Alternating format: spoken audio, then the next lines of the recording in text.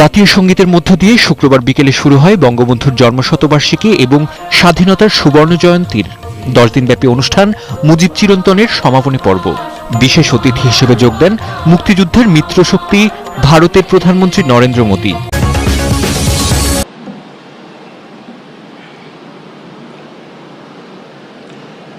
नमस्कार। एक्सेलेंसीज, बांग्लादेश के राष्ट्रपति अब्दुल हमीद जी, प्रधानमंत्री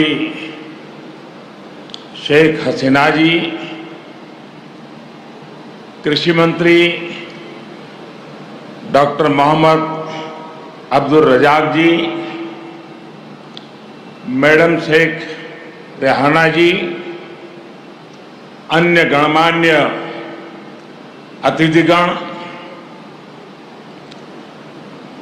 सोनार बांग्लादेशेर प्रिय बंधुरा,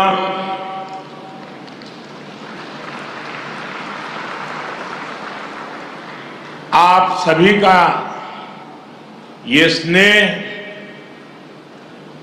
मेरे जीवन के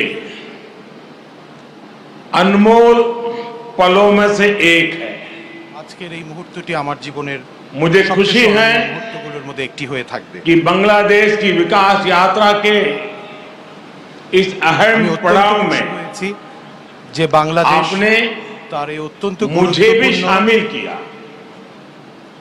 आज बांग्लादेश का राष्ट्रीय दिवस है तो स्वाधीनता की 50वीं वर्षगांठ भी है। इसी साल ही भारत बांग्लादेश मैत्री के 50 वर्ष पूरे हो रहे हैं।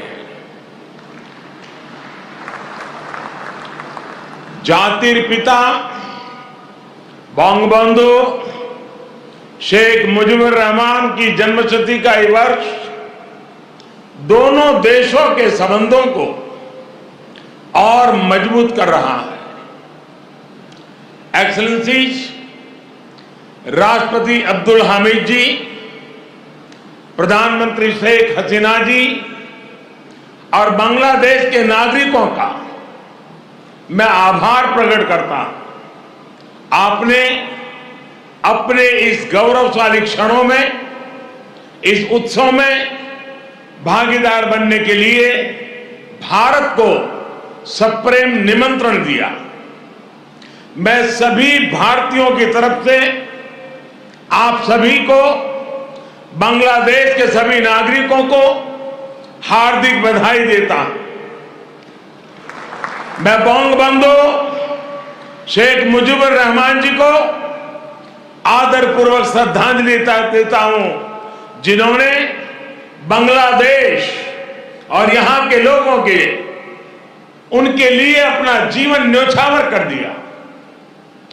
हम भारतवासियों के लिए गौरव की बात है कि हमें शेख मुजीबुर रहमान जी को गांधी शांति सम्मान देने का अवसर मिला। मैं यहां अभी इस कार्यक्रम में भव्य प्रस्तुति देने वाले सभी कलाकारों की भी सराहना करता हूं। बंधुगण, मैं आज याद कर रहा हूं बांग्लादेश के उन लाखों बेटे बेटियों को जिन्होंने अपने देश, अपनी भाषा, अपनी संस्कृति के लिए अनगिनत अत्याचार सहे, अपना खून दिया, अपनी जिंदगी दांव पर लगा दी।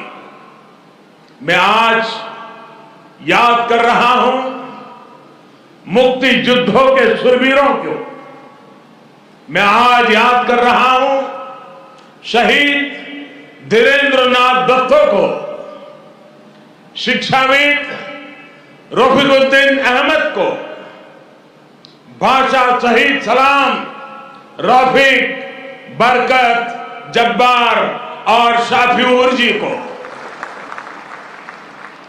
मैं आज भारतीय सेना के उन वीर जवानों को भी नमन करता हूं जो मुक्ति युद्धों में बांग्लादेश के भाई बहनों के साथ खड़े हुए थे, जिन्होंने मुक्ति युद्ध में अपना लहू दिया, अपना बलिदान दिया और आजाद बांग्लादेश के सपने को साकार करने में बहुत बड़ी भूमिका निभाई। Field marshal Sam Manekshaw, general Arora, general Jacob, lance Naik Albert Ekka, group captain Chandan Singh, captain Mohan Narayan Rao Samant, ऐसे अनगिनत जितने ही वीर हैं जिनके नेतृत्व और साहस की कथाएं हमें प्रेरित करती हैं। बांग्लादेश सरकार द्वारा इन वीरों की स्मृति में आशुगंज में वॉर मेमोरियल समर्पित किया गया है। मैं इसके लिए आपका आभार व्यक्त करता हूं। मुझे खुशी है कि मुक्ति युद्धों में शामिल कई भारतीय सैनिक आज विशेष रूप से इस कार्यक्रम में मेरे साथ उपस्थित भी हैं। बांग्लादेश के मेरे भाई और बहनों, यहां की नौजवान पीढ़ी को मैं एक और बात याद कराना चाहूंगा और बड़े गर्व के साथ याद दिलाना चाहता हूं। बांग्लादेश की आजादी के लिए संघर्ष में, उस संघर्ष में शामिल होना मेरे जीवन के भी पहले आंदोलनों में से एक था। मेरी उम्र 20-22 साल रही होगी जब मैंने और मेरे कई साथियों ने बांग्लादेश के लोगों की आजादी के लिए सत्याग्रह किया था। बांग्लादेश की आजादी के समर्थन में तब मैंने गिरफ्तारी भी दी थी और जेल जाने का अवसर भी आया था। यानी बांग्लादेश की आजादी के लिए जितनी तड़प इधर थी उतनी ही तड़प उधर भी थी।